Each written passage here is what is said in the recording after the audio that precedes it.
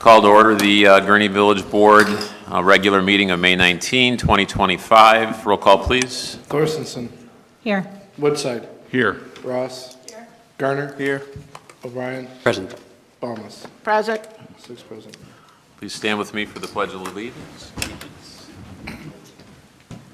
Pledge allegiance to the flag Of the United States of America and to the republic for which it stands, one nation, under God, indivisible, with liberty and justice for all.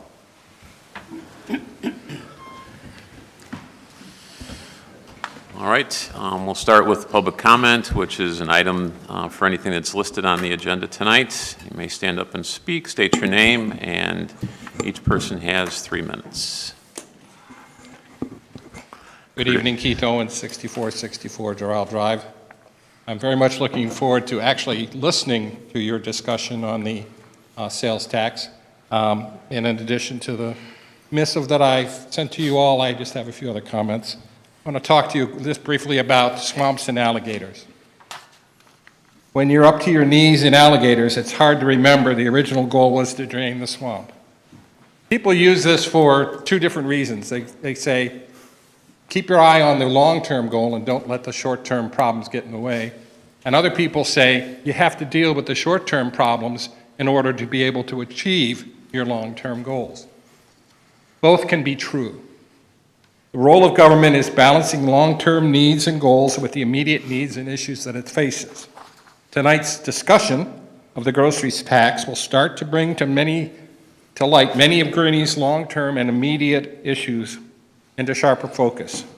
For the village, short-term alligators include such things as the grocery sales tax and the potential impact that'll have on your budget. Also, the upcoming need to replace the irrigation system at Bittersweet.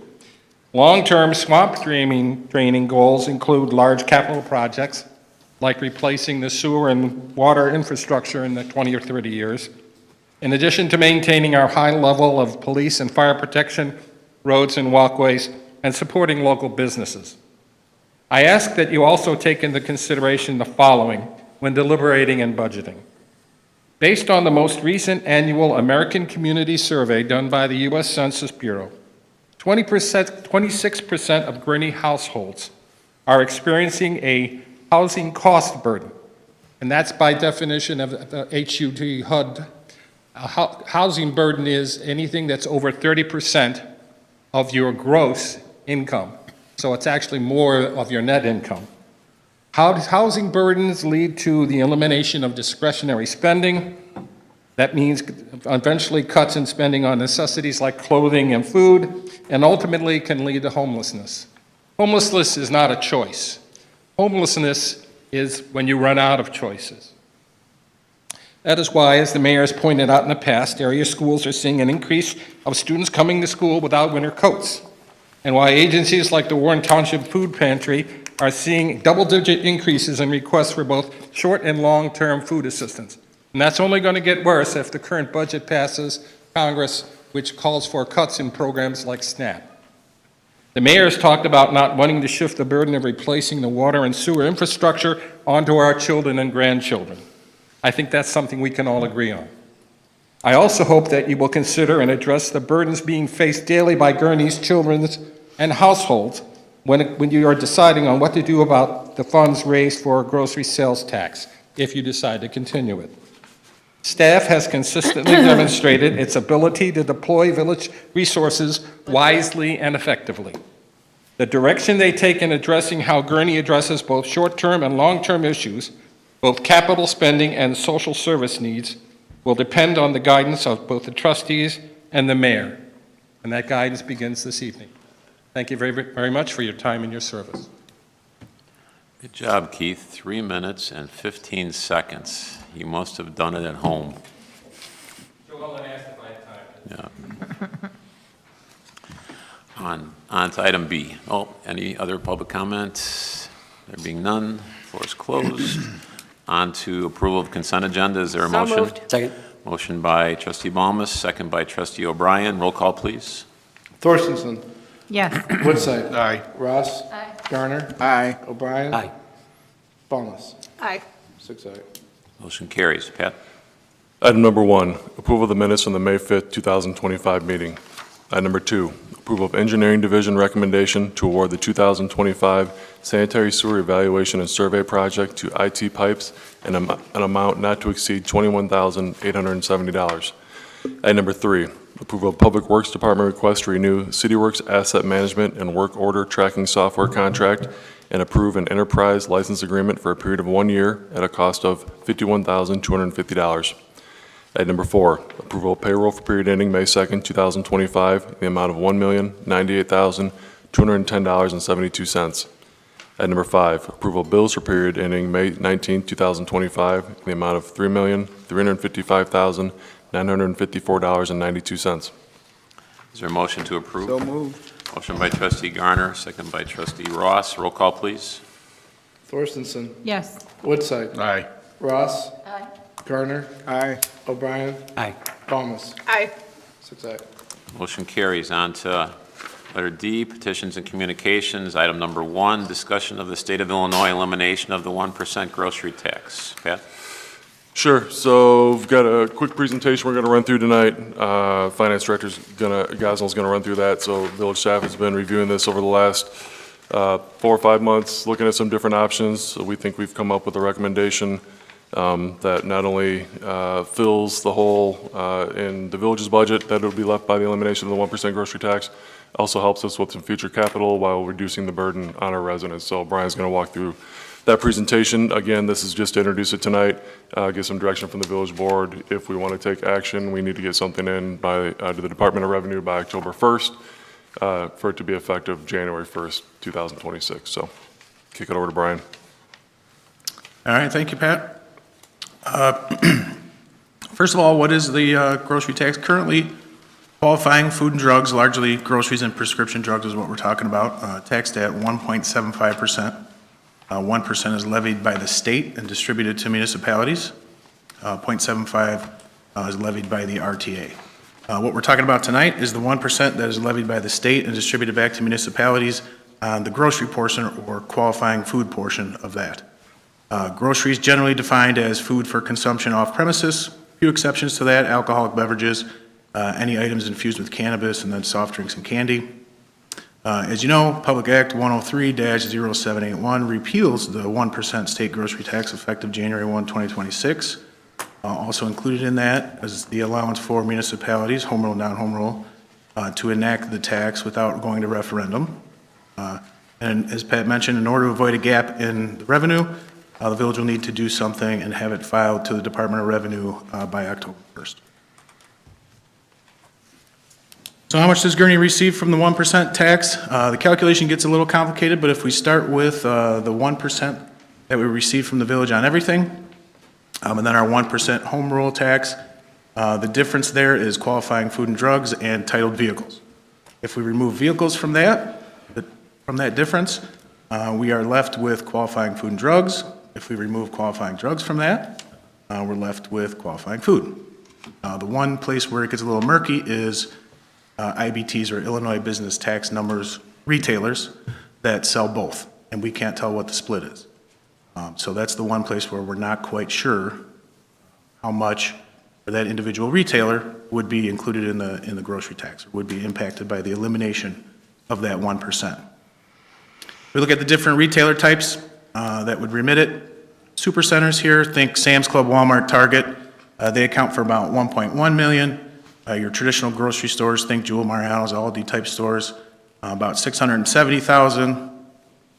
Other retailers, think Amazon, Menards, gas station, kind of convenience stores, those type of things, 230,000. And then finally we get to those drug stores, or those kind of stores where we're not sure what the breakdown is between qualifying food and qualifying drugs, up to 480,000 there. So the total tax that could be lost by the grocery tax repeal, the grocery tax 1%, is somewhere between 2 and 2.5 million is the estimate. Taking a look at who pays the grocery tax in town, just kind of a customer profile. This data comes to us through our Placer AI subscription. Just looking at the grocery stores, between 35 and 48% of the visits to those grocery stores are from Gurnee zip codes. Roughly 55% of the visits are from the age group of 52% and over. So an older local customer profile, no surprise there. People want to shop for groceries close to home. You can see on the map there, kind of the geographic pool, concentrated pretty locally, and the age distribution there at the bottom. Far left is millennials, so the 18 to 37. Middle is the Gen Xers, so 38 to 51. And then the far right is the baby boomers, so that's 52 and over there for the three grocers. So taking just a little broader look at who visits what here from a Gurnee zip code standpoint. Grocery stores, as we just saw, just at about 40% for the traditional grocery stores. Super centers, these are visits from Gurnee zip codes. Super centers, just about 22%. Just looked at the top 10 food and beverage taxpayers. 13.7% of those visits are from Gurnee zip codes. And then the big three, 4.3% of those visitors are from Gurnee zip codes. We know how much the grocery tax is, and we know who pays it. How do we replace it? So we look at kind of the needs first. We know the grocery tax, 2 to 2.5. One of the things we talked about during the capital plan and part of our kind of multi-year looking forward for the capital plan and forecasting, we also know we have the water infrastructure issue and that funding gap, which we know is about $3 million. So total needs between 5 and 5.5. Trying to do that all while minimizing impacts to residents. So how can we do that? Look at potential sources here. We could put the 1% grocery tax back in. We know it's disproportionately paid by residents and residents in that older age bracket. We could go to water rates paid directly by residents on a water bill. We do have some other local taxes, home rule sales tax being the one that it makes the most sense. It's the only one with a big enough base to actually raise that kind of revenue. We know it's disproportionately exported, so paid by visitors. By state statute, we have to do it in 1/4% increments. And just as a point of reference, 1/4% there gets us just under 3 million. So if we were going to do it, we would need 0.5% to make up the revenue that we would need there. If we look at just some other taxes, to be able to do it, amusement tax would have to more than double. Food and beverage hotel tax would have to more than triple. Property tax, which I'm sure there's no appetite for, would add $300, $350 to an average home. So really home rule sales tax is the only option to raise this kind of money, or this kind of revenue. So what would the impact be to average Gurnee household, average Gurnee resident here? So we took a look at some statistics, average household spend. This comes to us from the Consumer Expenditure Survey from the U.S. Bureau of Labor Statistics. And then we took a look at the Gurnee median household income. So household income, $121,410, and how that's spent, and what of those categories would apply to each tax. So if you look at the categories highlighted in blue there, that would be subject to the 1% grocery tax. So food, second largest category, spending category for a household, $16,512. Assuming all of that was spent at the grocery store, the total tax bill annually would be $165.12. Looking at the other categories there, highlighted in yellow, those categories would largely be subject to the additional 0.5% home rule sales tax if we went that route. That would result in an annual tax bill of about $80.13. So 1% grocery tax, which is currently on the books, which is currently being paid now, $165.12, versus the 0.5% home rule sales tax, $80.13. So even if for households where the food portion of budget was largely spent, on eating out, if half of that was spent eating out, it would still be a break-even scenario for those households. So if you're fortunate enough to spend half your food budget eating out at restaurants, you still break even.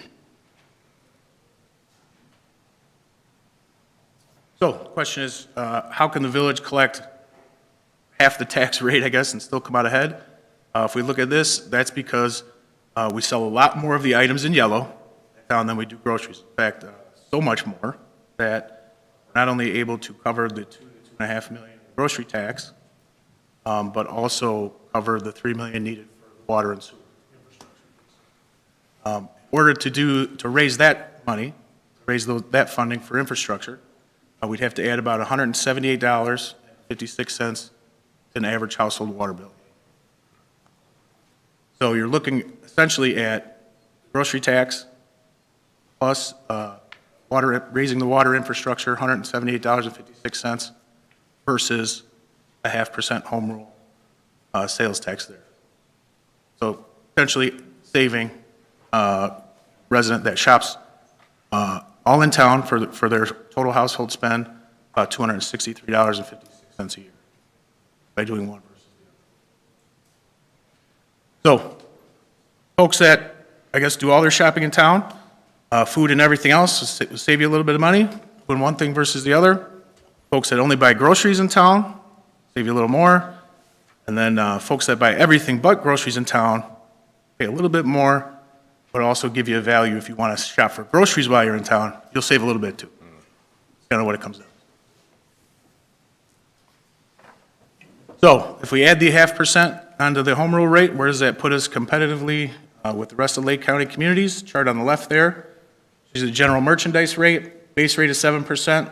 And then every community in Lake County that has some sort of home rule rate, whether it be a non-home rule by referendum or home rule by population rate, the additional there, and the total rate. On the far right of that is what we know they've already agreed to or passed the additional grocery tax or the 1% on groceries or not. So the two highlights there is what we're currently at, 8%, and what it would move to, the 8.5% with the zero grocery on the right there. So that puts us tied for second with Libertyville and Waukegan at 8.5%, Highwood at the highest at 8.75%, just under us, 8.25% at Mundelein. Slew of communities at 8%, and then Bannockburn, Lake Remington, Round Lake Beach. On the right side of that, other Simon Mall locations in Illinois puts us second from the bottom, just above the Chicago premium outlets. If we went to 8.5%, currently we're the lowest. And then if we add other local malls to those locations, puts us kind of lower third there at 8.5%. Obviously, you get to the Cook County and you're in double digits, 10 plus. So overall, staff sees the value in moving to the 0.5% home rule sales tax, not moving forward with adding the grocery tax back. Gives good value for residents, also for visitors that come into town. Get some value here for grocery shopping in town. No longer got to pass this by to go north to see some tax incentive on shopping for groceries. Increase the home rule rate by 0.5%, dedicate half of that to infrastructure so we can get that water infrastructure in place, get that moving along, and then when we come back to looking at our long-term plans, we can adjust the water rate down. Now we have a dedicated source of funding for infrastructure and water fund. With that, happy to take any questions. We start to my left, and Kevin, Jeannie, or Greg, any of you have a question or comment? Yes, I have a question. Soliciting feedback or input from Simon on the increase in the retail sales tax? Yeah, so we did reach out to Simon to discuss that with them to see if they felt it would have any impact on their ability to bring new retailers to the mall. That's not something they consider when they look at Gurnee as far as what the local tax rate is, so they weren't going to show up in the meeting and say, yeah, go for it, but they didn't think it would have any impact on their ability to draw on those retailers. She did say in some other communities, she mentioned California, where you've got some different tax rates between counties with shopping centers close to each other. That is something they take into consideration, but not in this market. And my other question is, in the research that you've done, are there any other communities that have neither a grocery tax, a local grocery tax, and no property tax? No. Only communities that I know of that are not doing, or at least discussed it or have formally not done the grocery tax are Crystal Lake and Carroll Stream?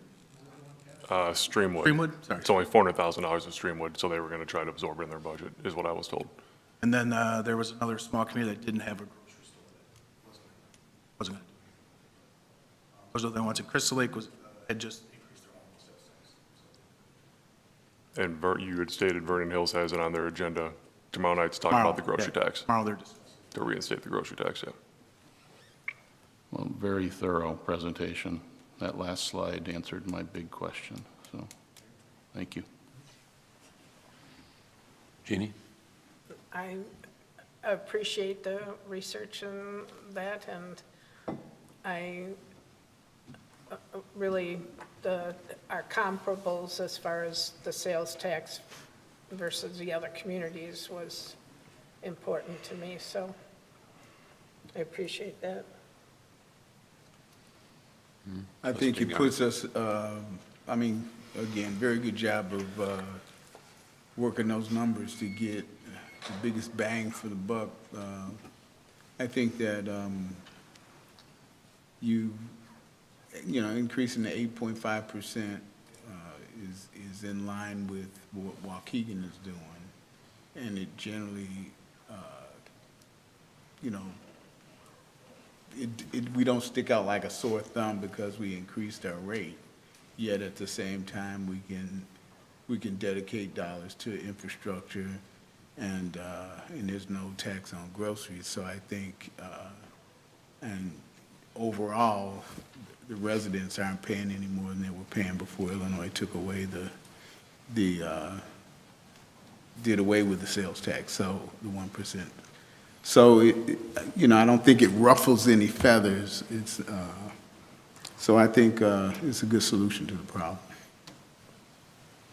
And I do appreciate dedicating to the infrastructure also, since that's become quite a concern between water and roads.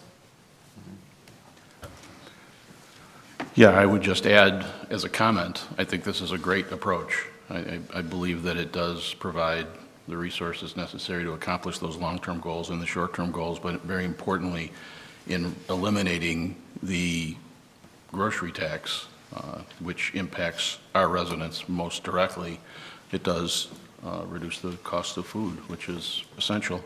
And this is, and the addition of the retail sales tax of 0.5% is borne by visitors, not by our residents, and it doesn't move us to the top of the list. We are very reasonably in the middle of the pack still with that increased rate. So I think it's a well-thought-out approach. Am I right? Trustee Wright? Trustee Woodside stole all my thunder. Thank you.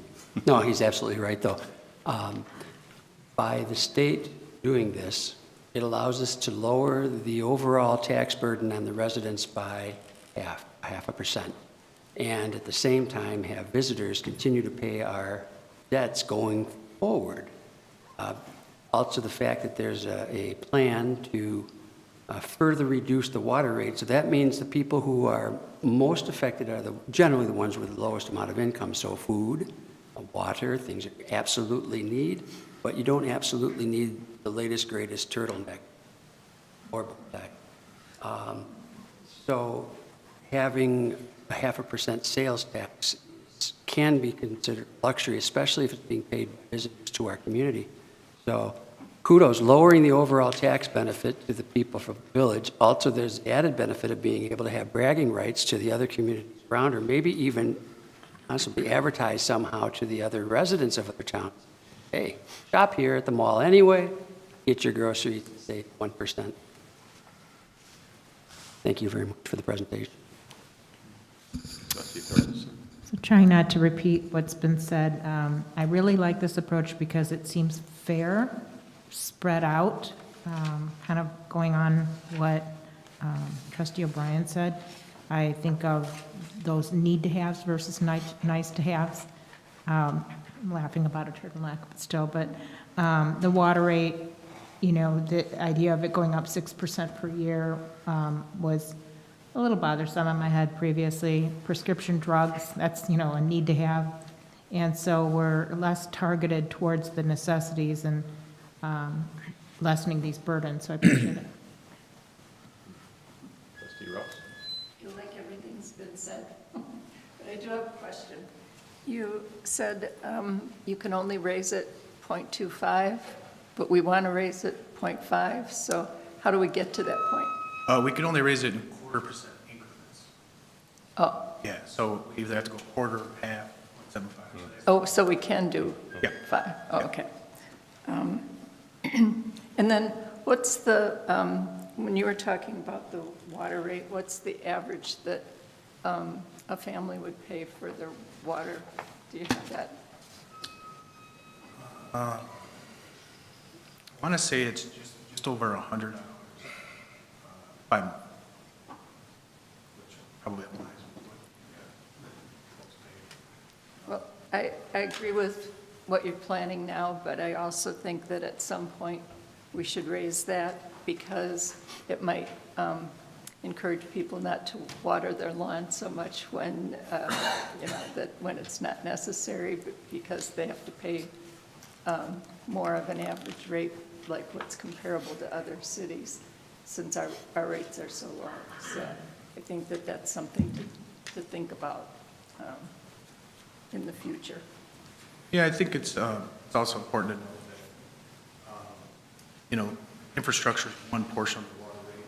It also pays for water funds, salaries, personnel, things like that, those items will continue to go up. So this isn't something that can, keep water rates flat so that it will keep up with some of those rising costs, but certainly to keep it down, especially for the infrastructure piece that we know is going to increase exponentially over the next number of years that we saw with the capital plan, knowing that infrastructure, underground infrastructure spikes coming.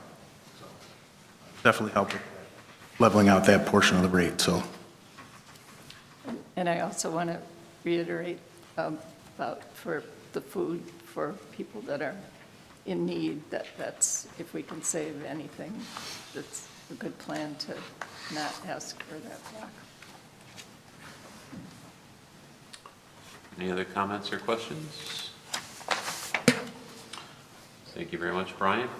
This will come back up on a future agenda, no promises, but in terms of next agenda or not, but Yeah. it will come up soon. Yep, we'll work with Attorney Winter, pull the previous ordinance from 2014, last time we adjusted, so 10 years ago, or 11 years ago, look at that, get that updated, so it's applicable for today, bring that forward for consideration at a future board meeting. All right. Thanks again, Brian. Nice job, Brian. On to item 2, discussion of additional regulations related to food trucks. Pat? Sure, so from groceries to food trucks, so included the presentation in your packet. So as was stated, we've been getting some complaints from both residents and restaurant owners in town about food trucks showing up and parking basically on a regular basis at certain locations around the village.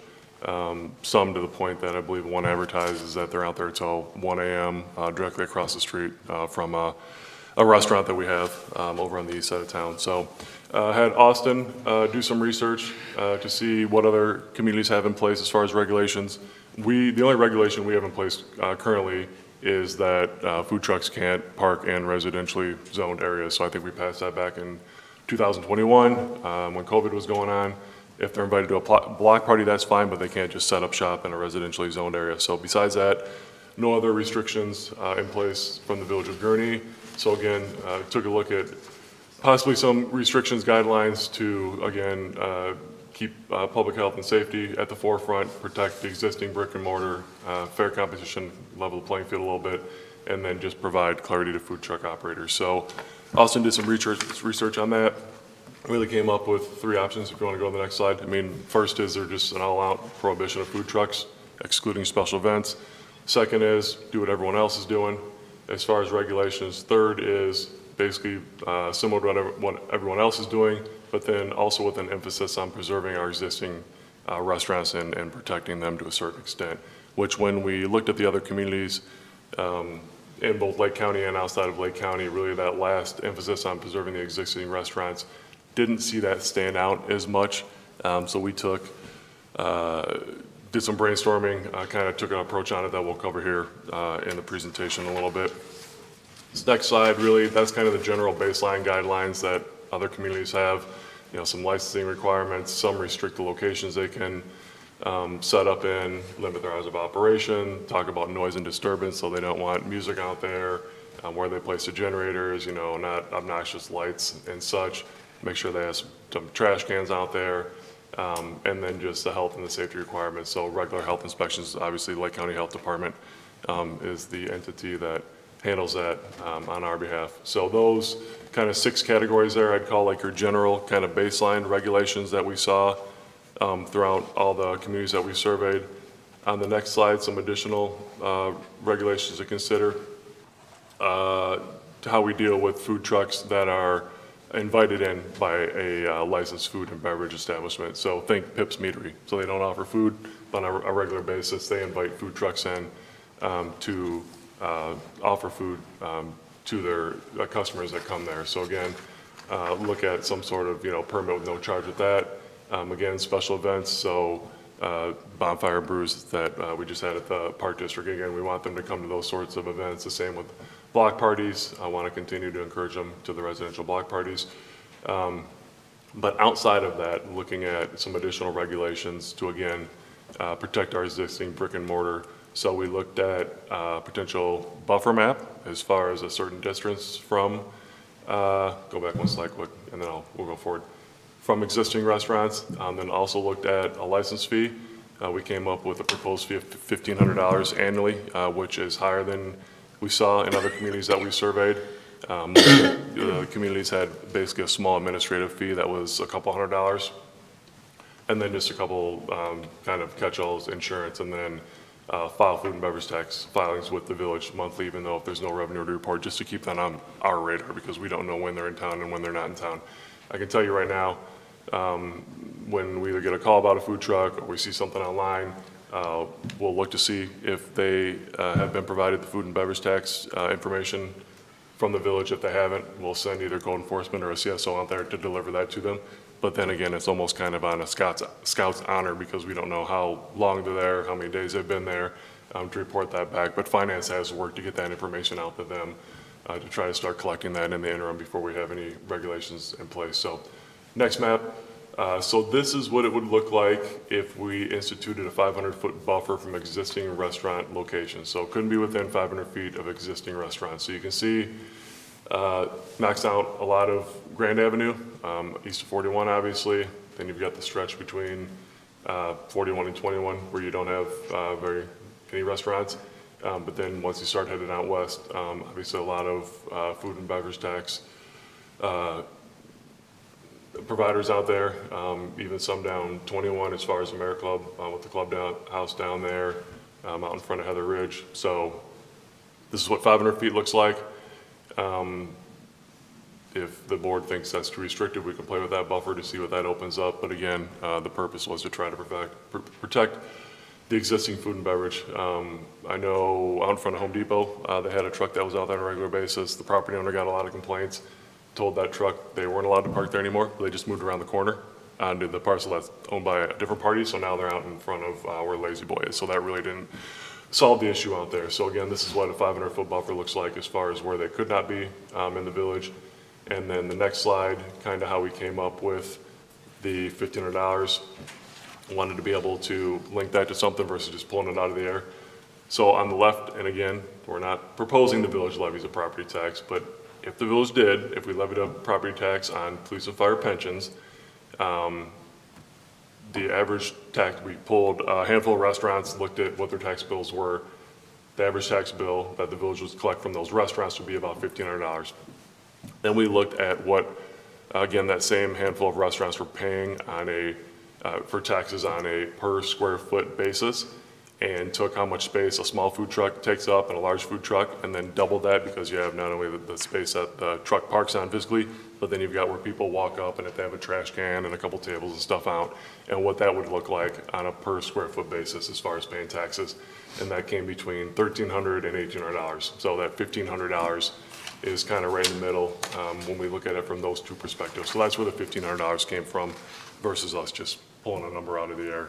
It's nice to have it to link back to something. So had Ellen work on that. Ellen and Brian, they came up with that.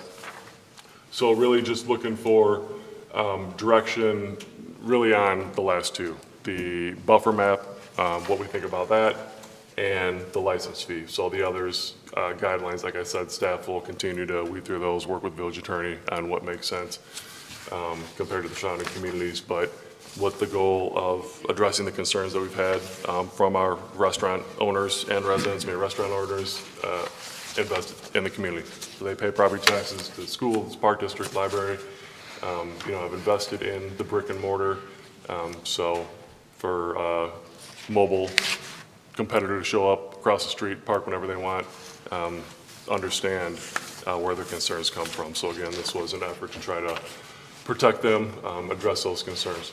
So looking for some feedback to help us address guidelines that the village board is comfortable with, and again, bring that back at a future village board meeting for consideration. Questions or comments to my right? Trustee O'Brien? Sure. Well, it's going to be a tough balancing act because it's entrepreneurs. Do we have any idea how much food truck versus how much a brick and mortar taco place might make? Yeah, and I don't know if we've gotten consistent returns as far as the food and beverage tax. And again, we don't know their hours, how much they're there to try to calculate that out, so. Right. It just seemed, as far as talking about the $1,500 permitting fee, it might not be necessarily apples to apples. I know we want to protect businesses who are there, have ground, but then there's also these other entrepreneurs, and then, of course, the balance with the residents. So it's a tough balancing act as for what the dollar amount would be. I had a question about the buffer zone. Are we able to enforce that with, say, we said there's a buffer zone and the person parks in Home Depot anyway, and if the Home Depot landlord doesn't say, we don't want them on a property, would we have any jurisdiction anyway, much like the panhandling signs? I don't know. That's just kind of a question more than I don't have the answer. And then lastly, if we put too high of a fee on it, I think a fee is a good idea because it gives some kind of regulation. But if we put too high of it, does that then dissuade them from joining us at our bonfires and brews or wherever other place we might be thinking of? I don't know. But there should be regulation. I really like the regulation about limiting the hours and limiting how much noise comes from these things. That's been a residential issue. That's it. Trustee Thorstenson?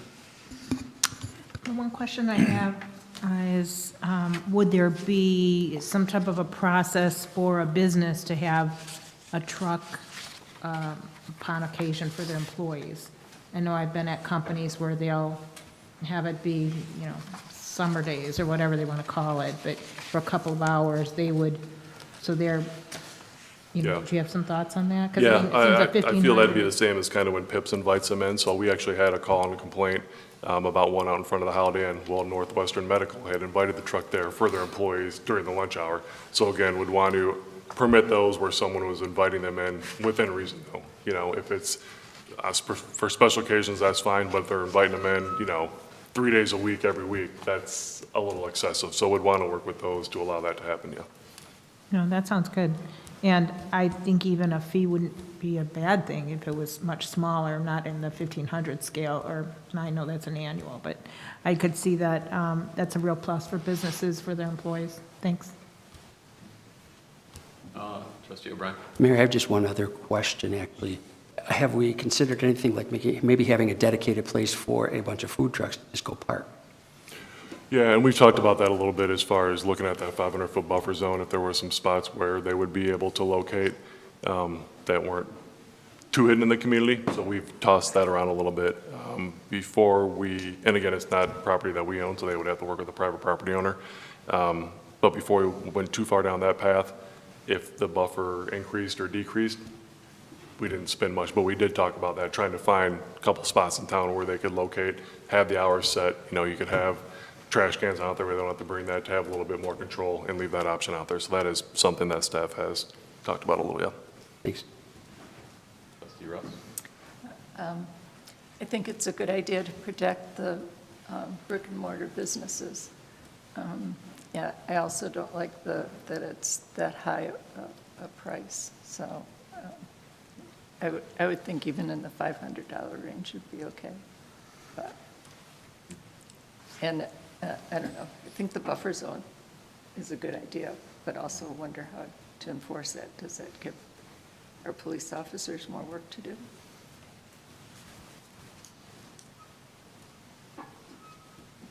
Anything else?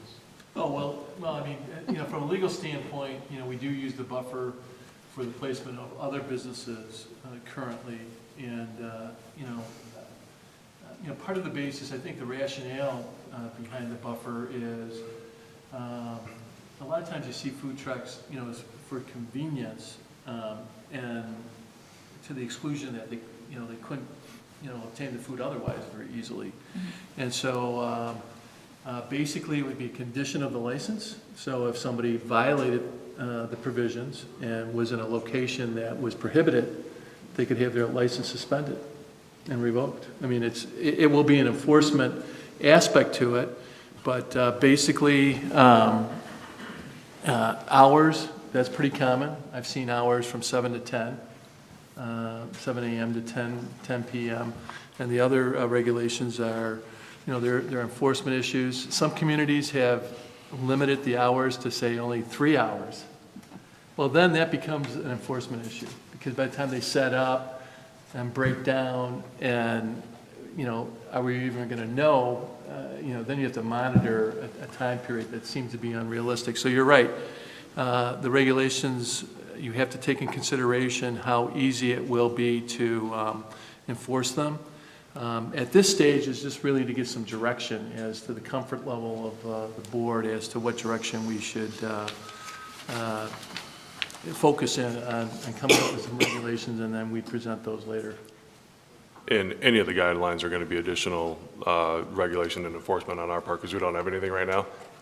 Easy for me to say because I'm not going to be the one doing it, but to me it seems like the buffer would probably be the easiest because it's really along Grand Avenue. So if they saw something on Grand Avenue versus the music or, that can be turned on and off pretty easily. So to that, I will say additional code enforcement officers started.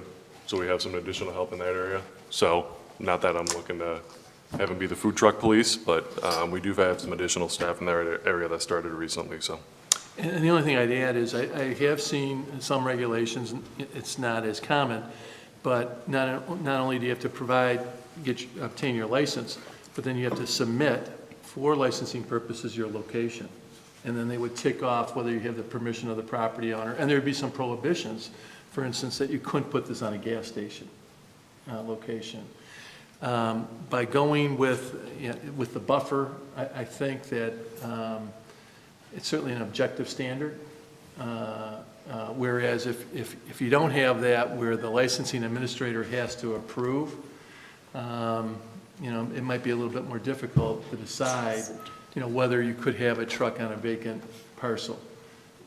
Should you have trucks in parking lots, that are designed for parking lots, but now you're going to have pedestrians conflicting, and we all remember during COVID, the board was very careful to make sure, the lanes for pedestrians would not interfere with the traffic flow.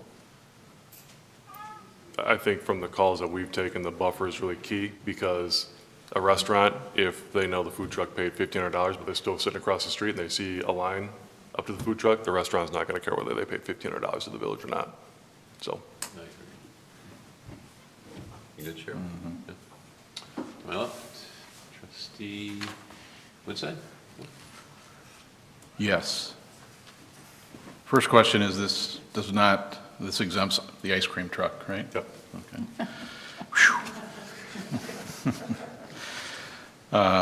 It seems like the goal here, the most important thing from my perspective is to protect the brick and mortar businesses, because the problem, as stated, was there's a truck parked across the street from my restaurant and it's interfering with my business, and that is something that we have a definite interest in protecting. The second consideration would then be, can we provide some successful place for food trucks to conduct business? And it's interesting to think about a zone for food trucks to go and whether that would even be something that they would want or something would be attractive in that business. I don't know the business well enough to even know that.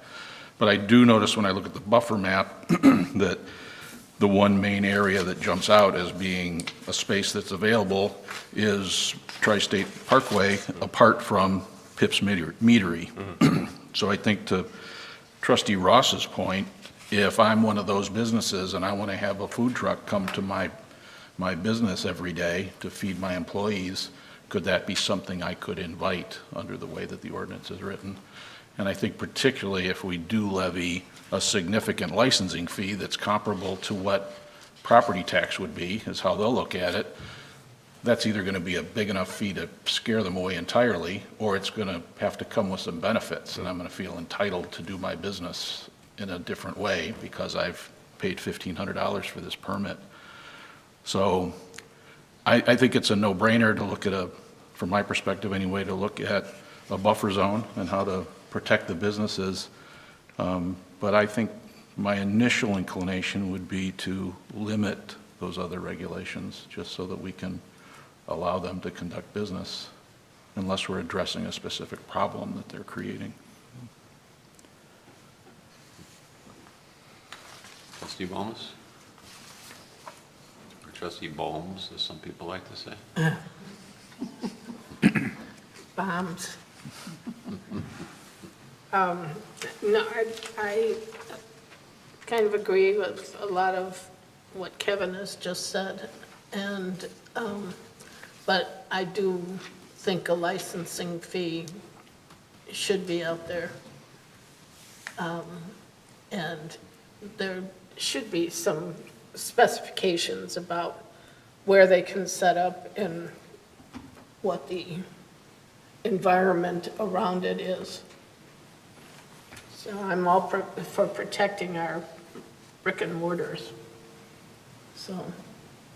Thank you. Trustee Garner? I think we have to protect the brick and mortars, of course, but I think we can't protect them at the expense of the food trucks either, because they're businesses as well, albeit they're a different type of business, just about completely opposite of a brick and mortar. They are business people at the same time who are involved in free enterprise, but I just think they should pay something like brick and mortar does. They should have some type of protection in terms of where they can actually do business unaccosted. And I think that, and I think everybody's got to give a little bit, even the consumer. You might have to go across the street to get your sandwich versus it being parked right in front of your business, in competition with the brick and mortar. And I think that,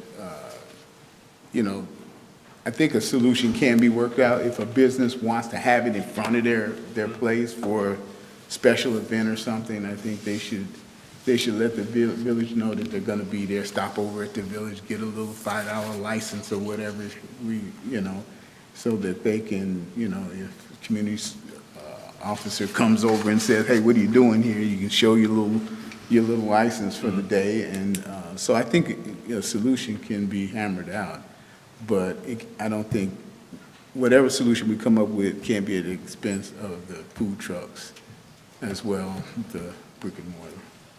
And I think $1,500 might be a little steep for those guys. I don't know how much money they make, but it seems like it. Mayor? Anybody else? Yeah, Trustee O'Brien? Actually, as calculating, $1,500 a year comes up to $28 a week. So I would hope that if they're a viable business, they can make more than $28 a week beyond profit. Anybody else? Again, Any comments? And there should be also some, as far as the paying the food and beverage. So there should be some guidelines and some control of that, so we are collecting Yeah, that, we need to get which is only fair to the restaurants. No matter where the fee ends up, we need to get a permitting process in place to get them registered with us so we can track them better. So again, been trying our best without that process in place as far as delivering them the information to make them aware of it, and following up when we know they're in town. But again, the permitting will help. So that gives staff some direction. Let us do a little bit more research, see if there's any communities out there that have a dedicated location, kind of how they handle that, what their fees look like. Obviously, with this additional with the guidelines in place, there is going to be cost to the village. So maybe it's not the $1,500, but I mean, chasing them around, making sure they're registered, et cetera, there's going to be some staff time involved with that. So we'll take another look at that $1,500, see if we can link that back to something concrete, see what we can come up with, and we'll bring some information back to the village board at a future date, probably the near future, because the calls and complaints are just continuing to increase as the weather somewhat improves and more show up in town. So. All right, thank you, thanks staff. Thank you staff for the work you did on that. And on to no reports, no old business, new business. Item number 1, approval of ordinance 2025-43, authorizing the execution of the First Amendment to the Commercial Solid Waste Services Agreement with Waste Management of Illinois Incorporated. Sure. So had a memo from Austin in your packet on this. Talked about this at least once when Walter Wells was here, the executive director from SWACO. So we have a commercial waste hauling franchise with Waste Management, originally approved back in 2015, had a 7-year term, re-upped it in April of 2022 for a 3-year term. So that comes to a conclusion on July 31st. So we've been working with Waste Management on a renewal. Walter reached out informally to some other haulers, and no one could come close to the pricing that Waste Management had in conjunction with the headache of switching out all the dumpsters at all commercial facilities in town. So, and as he said at the meeting, some really strong pricing that the village continues to enjoy. So I talked to Waste Management about that. They were open to a successor contract, so we ended up at a 5-year term. The first year, no price increase, so basically rates are frozen for 2 years, and then after that, adjustments, which are the same as now, minimum of 2.25, maximum of 3.5, but instead of being tied to the CPI, Waste Management requested a different index to time to, so the garbage and trash collection consumer price index. That's really more reflective of the costs that they experience in their industry. As Walter indicated at the meeting, we'll probably be at the 3.5% each year of the contract for that years 2 through 5. But again, when other communities are seeing 5 and 6% increases, that's still, and with where our rates are at right now, we'll still be in much better shape than other communities. So that was the only change, the term, so 5 years, and then switching to that other index, and then 0 the first year, and then limited between 2.25 and 3.5 going forward. So they've done a really nice job on the commercial side. The initial getting everybody situated in 2015 was rough. Jack Linehan was here and handled that, but since then, very few complaints, and when complaints do come in, Austin works with Waste Management, gets them taken care of pretty quick. So been happy with the service they provided to the commercial sector. We'll work on the recycling portion that Walter mentioned as far as trying to boost that a little bit. So we'll team up with Waste Management and see what we can come up with as far as strategies, but pricing-wise, in great shape. So. Is there a motion? So moved. Second. Motion by trustee Garner, second by trustee Thorstensen. Any discussion or questions? Roll call, please. Thorstensen. Yes. Woodside. Aye. Ross. Aye. Garner. Aye. O'Brien. Aye. Bonus. Aye. 6 ayes. Motion carries. Item number 2, approval of Public Works Department request to waive the formal bidding process and award the trimming of approximately 1,000 parkway trees greater than 10 inches in diameter to M. Diaz Tree Service at a total cost of $112,000. Pat? Sure. So we've approved a couple of contracts with MDS Tree Service. So you'll remember we had a contract with Arbor Care. The owner of that company passed away kind of halfway through our trimming contract. Company dissolved. We went out to a bid. Had a couple different companies bid on it. MDS came in as a low bidder. We offered them a small contract to see how they did as far as trimming the parkway trees. Successfully did that. Awarded the rest of the Arbor Care contract to them. They finished that up. Did a great job. Our arborists in-house are very happy with the work that they've done. Hardly any complaints, if any, from the community. So that was good. So this is our 2025 program. We reached out to MDS to see if they were interested. They proposed a 3% price increase. which that 3% brings them in line with what the second lowest bidder was a year ago. So everyone's cost is going up, so still in a good spot. So looking to move forward with them. Again, about 1,000 trees in, let's see where we're at here. South Ridge, Fairway Ridge, and Kingsport will be the focus of this year's trimming program. So 10 inches in diameter and bigger, they handle. Anything smaller than that, our staff does in-house. And we're on about a 6-year cycle as far as trimming trees, so 14,000 parkway trees. Public Works takes care of, so divvy that out between contractual and in-house. Is there a motion? So moved. Motion by trustee Ross, second by trustee Balmas. Any questions or comments? Roll call, please. Thorstenson, Yes. Woodside, Aye. Ross, Aye. Garner, Aye. O'Brien, Aye. Balmas. Aye. 6 ayes. Item 3, approval of Public Works Department request to waive the formal bidding process and purchase a Spalding Manufacturing 2-ton hot patcher with dump box from Sherwin Industries, Inc. at a cost of $34,497.59. Pat? Sure. So for the past 10 years, we've been using a hot box that's been on loan from Waukegan Township. Had an agreement with them. We've had it here in-house. I've used it. They've asked to have it back. I can probably count on one hand in the last 10 years. So that's worked out well for us. Fortunately, it's at the end of life. We got a hold of them. They weren't concerned about it at all. So in this year's budget is a replacement for that unit. The Public Works is looking to go to a trailer-mounted setup instead of a box that slides in the back of the truck. That frees up that truck, and then also this could be moved around by any other piece of equipment at Public Works. So they looked around to see what different manufacturers in the area had as far as what our needs were. They found some that were smaller, some that were bigger. Sherwin Industries up in Milwaukee has a unit that meets the department's needs. Again, the money's in the budget. We reached out to Waukegan Township to let them know that we were going to be replacing it if they ever needed some assistance. Since they've been good to us the last 10 years, we could help them out a little bit. They were good with that. So bringing this before you for consideration this evening. I'm withholding my amusing comments about returning this to them or demanding them to pick it up, right? Is that the... We could probably bring it back to them. Okay. I thought my amusing comment of, are they interested in buying a new one since theirs is wearing out? Yeah, we didn't ask that. Yeah. I knew that was coming. Is there a motion? So moved. Motion by Second. trustee O'Brien, second by trustee Garner. Any comments or questions? Roll call, please. Thorstenson, Yes. Woodside, Aye. Ross, Aye. Garner, Aye. O'Brien, Aye. Balmas. Aye. 6 ayes. Motion carries. Now we have public comment. Anybody that'd like to make a public comment, you may state your name.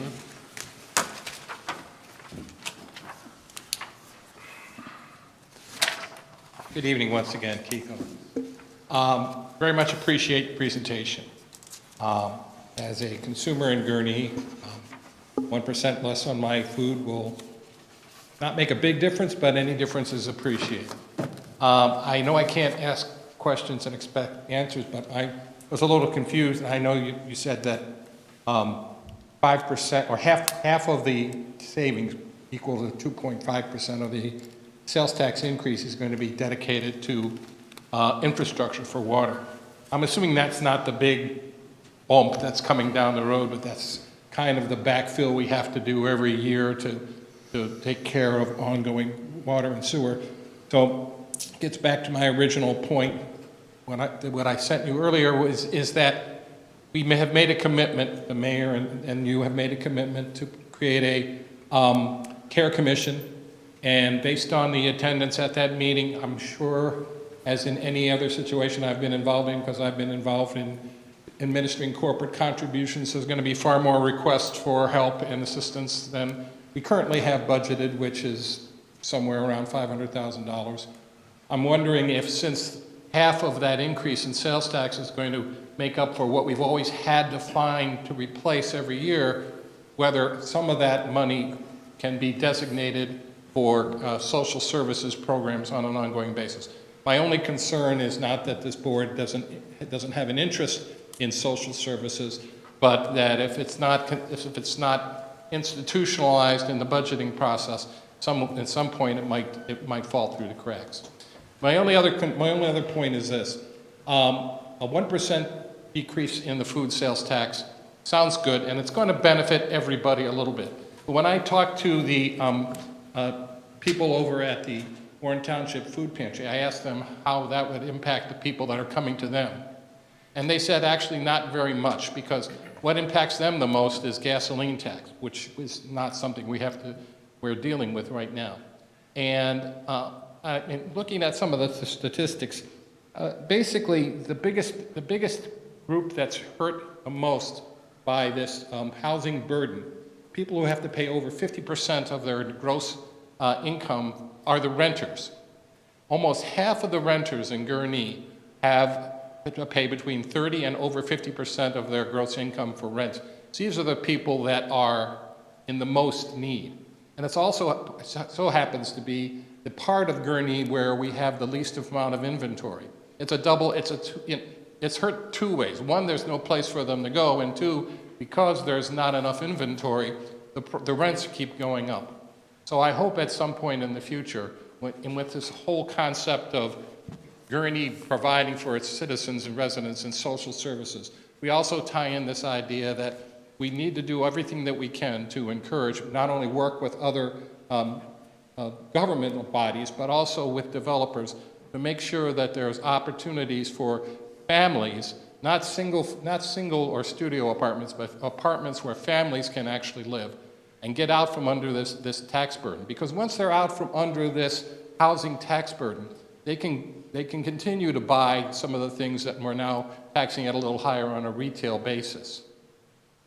My only real concern is that you find as much money in the budget for equal to 1% to put a little bit of money behind the idea behind the social the care commission, because we care. My only question is, how much do we? Thank you very much. All right. Being no other public comment, is there a motion to adjourn? So moved. Motion Second. by trustee Baumus, second by trustee Garner. All in favor, say aye. Aye. We are adjourned. I like this.